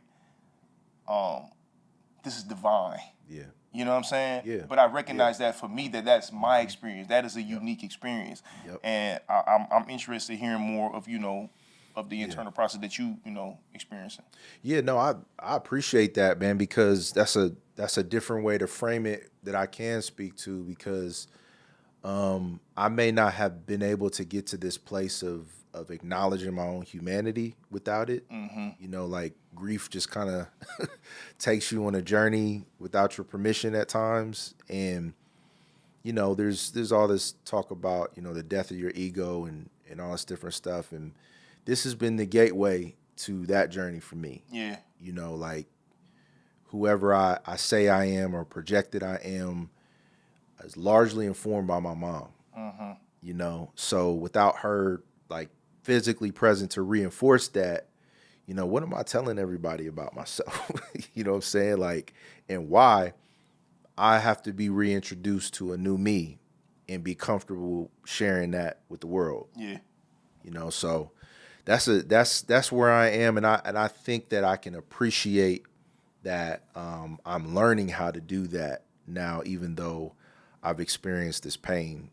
It's not wasted pain. It's teaching me an area of growth that I wouldn't have chosen, but it's growth nonetheless because I know either my kids, you know, my wife, my, you know, just my close circle family can benefit from it, and then whoever else I'm supposed to influence and impact in the world. What did your mom instill in you that you hold close to you? Man, I think like a fierce sense of protection of my family. Like, you may have noticed this, and I've never really said this like any public forums, but I don't really post a whole lot of pictures of my family. Like, and that's intentional. Like, I'm selfish with that. Like, I want it just for me. Like, for me again specifically. I don't want it to be like content. You know, like I want to like feel it, see it, and only be able to talk from first person perspective about it. Like, what's your kids like? What's your wife like? There's an image you see, and then you make whatever assumptions. You can do that with me, but I don't want you doing that with this unit. That's a part of my life. And my mom hated social media. She hated. She used to call Facebook face. Like, don't put none of this on face. We taking all these beautiful pictures. Don't put none of it out there. Right. So if you follow my dad on Facebook, like, he is doing the most. Oh, that's hilarious. That's hilarious. Dad wildin'. So he really violated right now. Oh, bro, he violated. And you know what's funny? We laughing about it because he says he has like a dialogue with my mom about it. Yeah, I'm sure. I'm posting it. Like, I don't care. Right. I'm not putting dye in my beard. I'm posting the gray. Hilarious. But it's in me, like the protection, the privacy. Yeah. Like she was super private. Like, you know, don't be telling other people about what we got going on at the house. Defend your brother, defend your sister, defend your father, defend at no matter what. Like, between us, we can resolve it. And that's instilled in me, bro. Like, I don't hate social media. Like, I think it's just a new way that we learn how to engage with the world. But I still hear her voice, bro. It's in my conscience. Like, nah, that's for y'all. Right, you know, yeah. like keep that between y'all, and it affected me. What has or what is grief currently teaching you? To be human. Like, I if I'm honest with you, bro, like and I've hopefully been honest, being a pastor is probably one of the most dehumanizing experiences that you could ever have, because people literally will not allow you to be human. Like, you're supposed to be a hero at all times. So, like, without my permission, like, I have to acknowledge my humanity as a person who's teaching from scripture or something like that. So it's made me have to look for it in scripture to say, like, I can't be tripping. Like, there's all of these humans that have been on planet Earth for all of these years. Somebody else has to understand this and feel it. And bro, like, I read the Bible so differently now. Like, you know, it gets introduced as like this textbook, this, you know, principles of morality, commandments, all of this different stuff.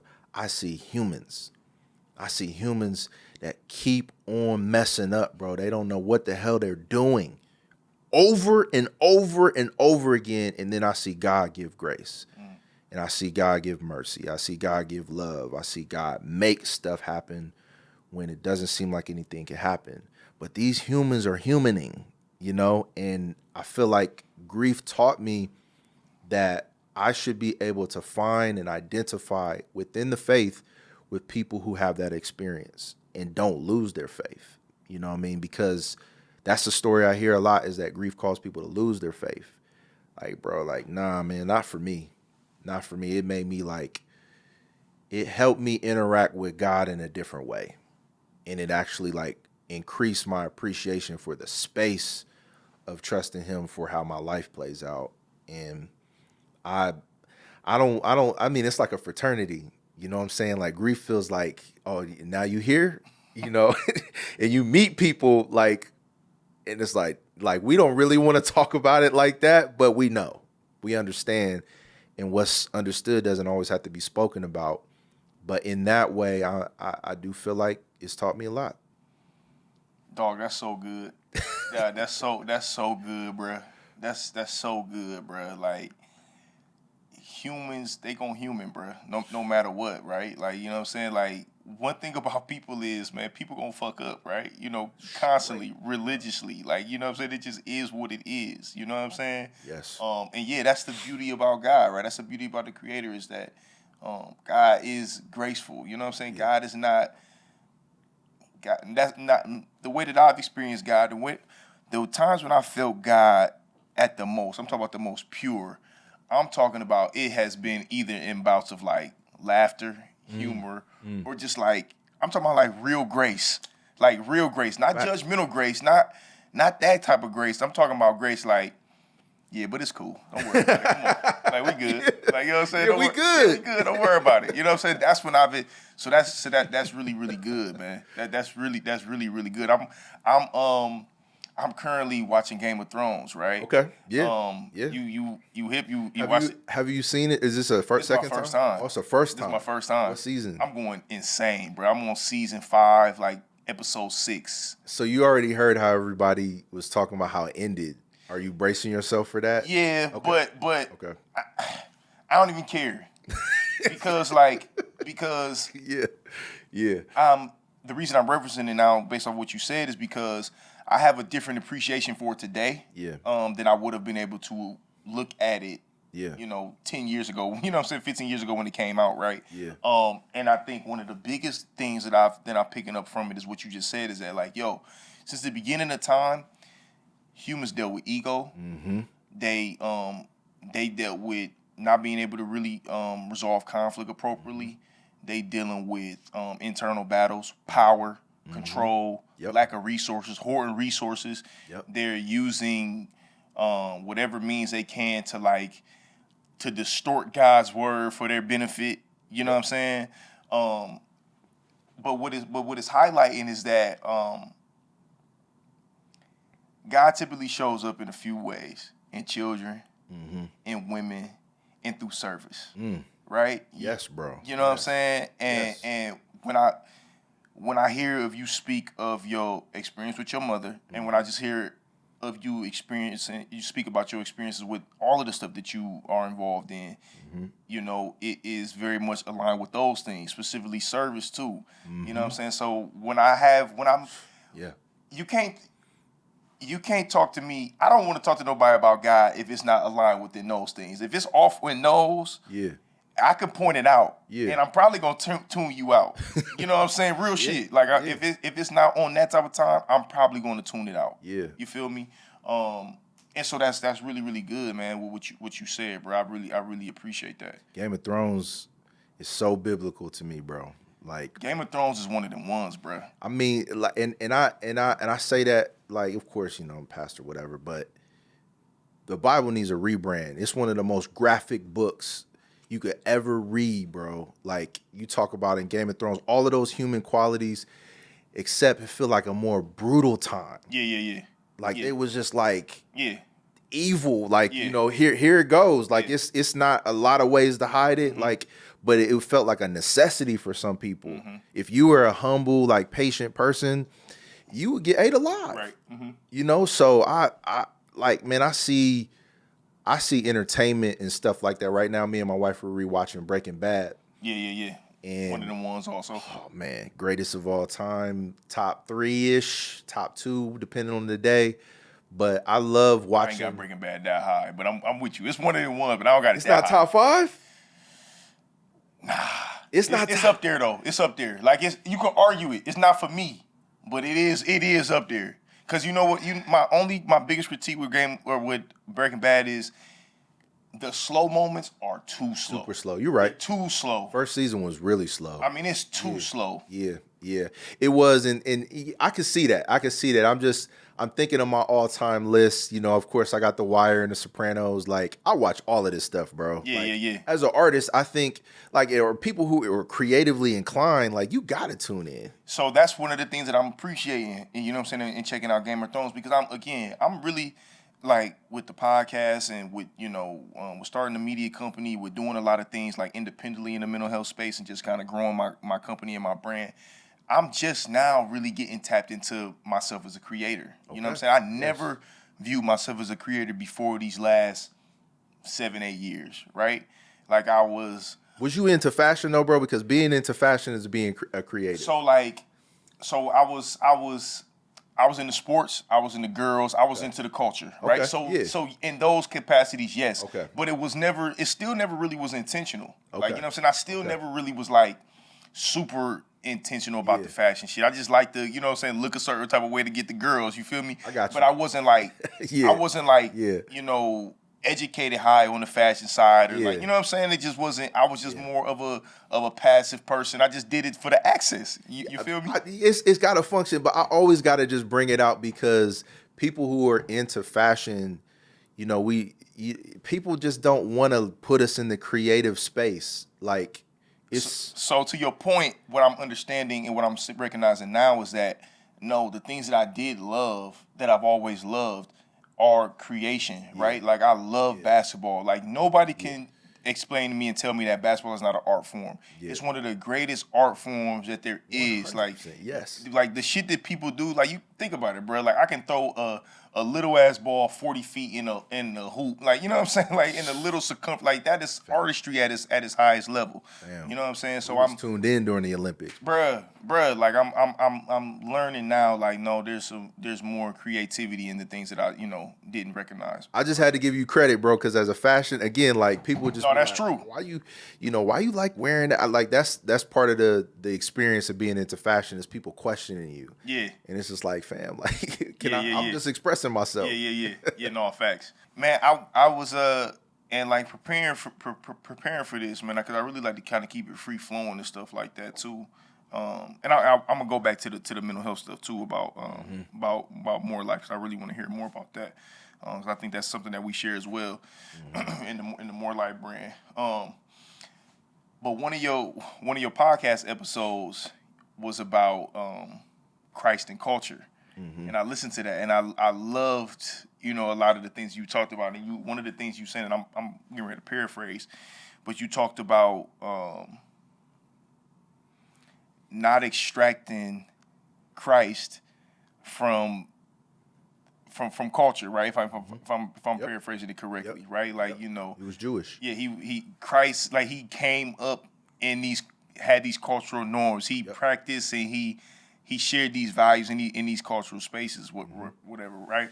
But the point I think that you were trying to bring home is that, like, sometimes within the church, we can kind of get it twisted as far as just like, all right, this is church culture. This ain't this over here. Yes, bro. Right? You know what I'm saying? So can you just expound on that a little bit more? Well, I mean, it's easy for me because I work in a Christian school, like, as a teacher, and a lot of times in those spaces, like, there is a commentary about culture, that kind of travels, where there is a concern, whether it's from parents or staff or whatever, that their kids don't get influenced by the culture. But for me, it becomes kind of ironic, if I'm being like, nice. It's ironic because you guys have cultivated a culture. Mm-hmm. You know what I mean? Like, this is a subculture of, norms and Christian language. School is. Yeah, bro. Yeah. Like, for sure. You guys within it's a bubble. Mm-hmm. You feel me? Mm-hmm. So it's like, all right, you're trying to say exclusively that this culture you've crafted is Christ. Like, this is what it means to follow Christ exclusively. So you don't want this culture to be corrupted by the culture. Right. But we're like, first of all, we're using a language that is not even like the original text of the Bible. It's not even something that they would have known existed back then at all. So you've created this idea of being a follower of Christ within a framework of current society and the conditions that we're involved in here. And my problem with that is when there's not enough self-critique or self-analysis as to how that travels throughout the world. Like, there should be more humility in the way we interact with that to say, like, man, we're still catching up to some of these metaphors they use in the scripture because we don't live that life. Agricultural examples and people using animals for parables and I'm just like, at the end of the day, like, it's okay to exist within the framework of society. You do need to explore language in the way that, things resonate with people who you interact with. But man, I'll tell you what, Christian culture can be in opposition to the faith, in my opinion. Yeah. Like Christian culture is like quite easily the political arena. Like, here's the Christian candidate, here's the Christian policy, and it could be at the expense of something that I believe Christ would want us to pay more attention to. Yeah, it's a lot of posturing, and not it's a lot of substance a lot of times. Yep. So what I try to ask my students is like, okay, you got your framework, you know how we supposed to talk here, and one of my students said I'm gonna get fired, but it made me laugh just to hear her say that. But what do you really mean when you say you're anti-abortion? Like, what do you really mean? Do you mean you want to see women put in prison and say this is what Jesus wants? Like, within that framework of thinking, because you're saying Jesus only wants you to vote this way. So what about what happens when this kind of law gets expressed federally across? Do you think that's a good reputation for the church? Great question. And it's just functional. It's like, all right, get out the bubble. Like, talk about real people in real life and how this affects and what you say you believe, and then use it in a real life circumstance before you just give me the bubble language. How many fights and battles you find yourself having with white folks with these type of conversations, bro? Bro, this is my pastoral context. The church that I currently pastor is the product of a merge of a black church and a white church. Okay. So our population dynamics right now, like, the demographics are pretty much 50-50. Okay. Black and white. So, like, bro, these kinds of conversations end up happening organically all the time because it's basically, there's so many things that can get affected, whether it's a certain, like, economic experience, whether it's an educational experience, whether it's a family dynamic. It's complex. This racial, like, part of society comes up. Yeah. Even theology. Yeah. What you're supposed to say what you're supposed to say about Jesus versus what you're not supposed to say about Jesus. Who it relates to on one level versus how it relates on a different level. I deal with this all the time. And in my opinion, so much of our history tells a story of white folks trying to civilize us into their way of thinking. So my pushback is to say, y'all not credible to teach us Christ based on what you did. Yeah. So there needs to be a realignment of who teaches who. And of course, that doesn't get received well. So yeah, that's ain't nobody. They're not trying to hear that. Nah. Yeah, they're not trying to hear that. Nah, angry at hearing that. Yeah. So that's why I relate to Malcolm X more than Dr. King, because, like, Malcolm X angered the religious institution he was a part of, and Dr. King was looked at differently. It's interesting, man, because I wonder how much of that has been like its own propaganda. That specific thing right there, what you just said, right? Because yeah, the perception is one thing, but the truth is another. Like, the actual action of it is something different, right? Like, because you can't tell me, knowing what I know today a little bit about policy and government and, like, resources and shit, like what it takes to, like, get stuff done. Like, you can't tell me that white people were okay with what Dr. King was doing. Like, you know what I'm saying? Nah, bro. He was affecting stuff on the whole. Like, he was, especially towards the end of his life too. You know what I'm Yeah. saying? Like, He had problems towards the end of his life, bro. 100%.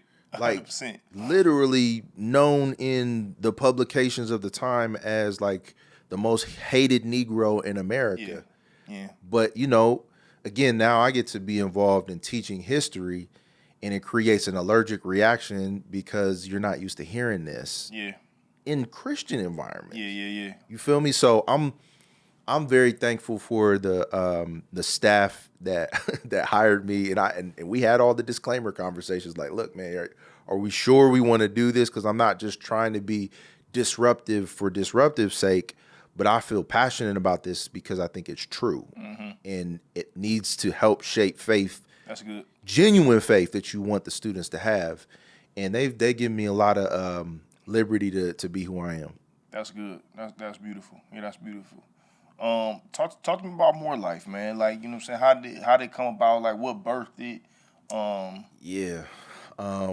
We are in the More Life came in a very inconvenient time because my friend Yavis Ellis, another pastor here in the city, we've been talking about mental health. We've been talking about our own mental health, like as pastors. He was just kind of starting to pastor, and I had been pastoring for some years, but I have a crazy story with it. And we were kind of like fresh into the shutdown period of the pandemic. And we just tapping in with each other, like, how you doing, bro? Like, you good? Like, you know, I love the page, like, every nigga needs love. Yeah, I love that page, yeah. Bro, we was having those kind of check-ins. Right. So we saying, like, okay, we need counseling, but people coming to us for counseling. So it just became like this running joke that really turned into a serious conversation to say, like, we really aren't qualified. You feel me? Like, we don't have the answers. And again, based on what we've been taught by previous generation, pastors ain't supposed to say that. We're supposed to be able to answer every question. Yeah. Counsel people, give them practical life advice. Yeah. And check this out, bro. Despite how badly we've seen that's gone really badly. Right. Like, in so many situations, like, pastor told me to do this, it went terrible. So we're young, we're like, we don't want to repeat the same mistakes that we saw. If we can at least agree that we don't know what we're talking about, how do we find resources that we can integrate into our churches that do answer these questions or do address these issues? And the answer for us did not come from within, like, church partnerships, because there's a stigma with this, specifically with mental health. Man, you want to find hotbed for mental health issues? I mean, you already noticed, look no further than the black church, particularly Pentecostal black church. You know, there'd be people in there just either covertly or overtly, like, struggling with mental health issues in public. Yeah. You know, and you write them off like, oh yeah, they just, you know, they got the spirit, or, you know, like, and it's no, that person is struggling. Yeah, they got having a crisis right now. So what happened was we started looking into resources, like, from the city. You know, like, who do we talk to about how to refer out, like, certain circumstances? And of course, my wife is she's a social worker. You know, so I start having conversations with her about, like, what it would look like for churches to partner with, like, the county in certain instances. We ran into some issues there, but we found, and thankful Yavis has some city relationships, we found an opportunity to partner with the Department of Neighborhoods, because at the time of the pandemic, like, so many issues were starting to come up, particularly in the inner city. You know, like, the healthcare drop off is significant in the inner city. Whatever, like, you know, the phrase goes, whenever white folks catch colds, then black people get the flu, you know, or something even more serious. So stuff was starting to play out in the community really badly. And on top of that, they wanted the churches to be closed. So it's like, all right, practically, we know that there is an active trauma situation taking place in these communities we serve. We can't counsel all of these people. Where are the clinicians, and how can we use our voice to influence people to go get the help they need? Last barrier, cost. It costs money, So the Department of Neighborhoods at the time helped us pilot the program by partnering with us for like around $60,000. So we ran it for like 4 months just to test it. And the reason it was really bad timing for me is because this is when I found out my mom was diagnosed with terminal cancer Right. when we got off the ground. Right. But the cause was bigger than my personal experience. Fast forward to now, man, we're in our 3rd year of partnership with Columbus Public Health because, as you know, like talking about mental health is not just an issue with the healthcare system. This is a public health 100%. crisis. 100%. So I love that the conversation's traveling in that way. And now we started to increase the landscape of partnerships with clinicians to provide these services. First 10 visits free and paid for by the city. So that's a tangible, that's a tangible outcome we wanted to be able to provide. But at the same time, our best resource as pastors is the people. Like we have gathering places for the people, captive audience, and our influence. Go see this person. Right. You want to talk to pastor? Pastor says, right. Talk to them. What you need? Okay, no, we gonna get you over here. Yeah, and it's actually a relief for us and our mental health. 100%. So it's worked out so far. Yeah, that's dope. That's dope. That's really dope.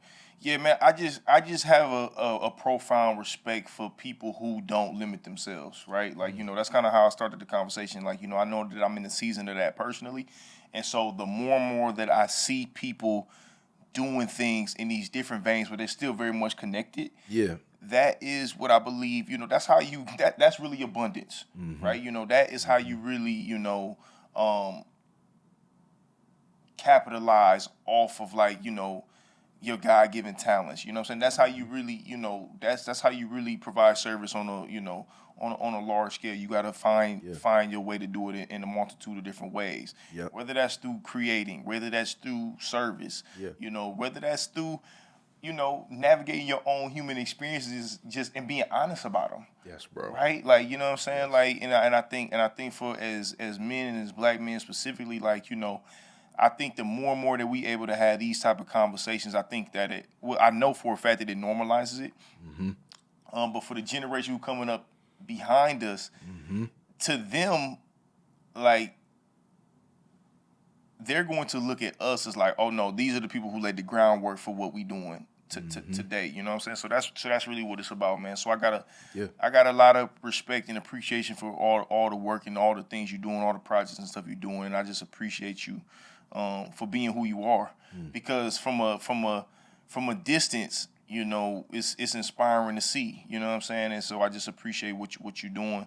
And I appreciate you sitting down with me today, man. This has been really, really dope, and it's been eye-opening on a lot of different levels. And I know a lot of people are gonna get a lot of value out of the stuff that you said today. So I just appreciate you sharing and being here with me today. Man, I appreciate you, bro. Again, I'm looking at you as well as an example. I think you're setting a precedent. You know what I mean? Like, it's a lot of times it can feel like you're supposed to build everything and do it all, but a lot of times people just need to see how something can play out. That's right. That's right. Like, just is somebody willing to try? Is somebody willing to even start the conversation and make the space? Bro, you setting a precedent. So you document this, and I know generations are going to be affected by your example. So live your purpose is like, man, you got the sauce, just like even in the statement and the slogans, bro. Like, it's easily accessible. And at the same time, like, it is therapeutic in and of itself. So thank you for even making space for a conversation like this. Yeah, no doubt, man, no doubt. Well, listen, man. Hold on, I got a couple of little rapid questions real quick before I get you on out of here, real quick, man. Before I let you out of here, real quick. We'll make this quick. All right, the name of the podcast is called Live Your Purpose Podcast. What is your purpose, and how is that connected to what you're doing today? Man, sheesh. I would say those are big questions, bro. So I know there's nothing rapid about that. What's my purpose? Yo, man. I mean, bro, listen, I'm gonna say, and this is probably gonna sound oversimplified, but my purpose is to be myself. Yeah. Like, that's that's really what I know I'm created to do is to be myself, be who I'm wired to be, connect with who I'm supposed to connect with, and be okay with who I am at the end of the day. So I'm trying my best to live into that, and however it affects the world, I'm thankful. Yeah. What is the best advice you ever received? Never stop writing. It's funny because I got that advice from somebody who I don't really rock with anymore. That's where the best advice come from. Like, all right, Yeah. give me the meat, spit out the bones, man. You took the good, man. You know, so hey, it is what it is. Yeah, and I'll add to that. I'll say my dad. It is what it is. He just said keep on living. You know. On the flip side, what's the worst advice you think you ever received? The worst advice, man, that's a list, bro. I'm trying to pick. Yeah, give us one, man. Give us one. I would say the worst advice I got was to. This is gonna sound kind of crazy. Plan your life 7 years out, and I'll say it was the worst because like so many things.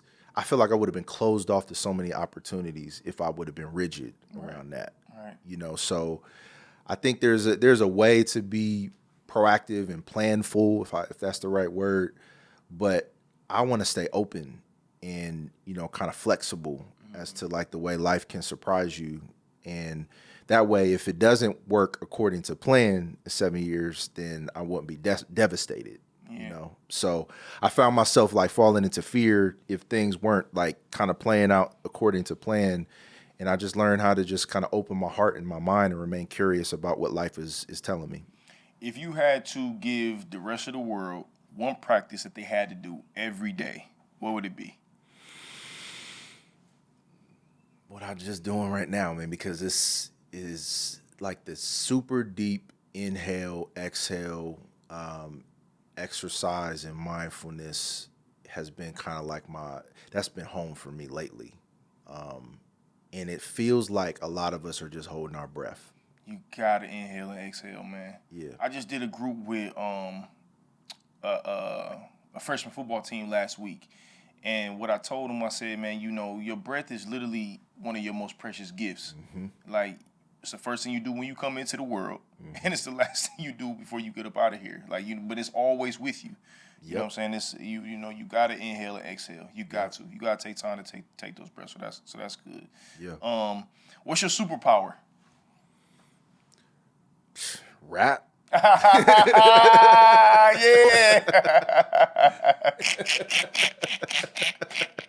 Yeah, talk about it. Yeah.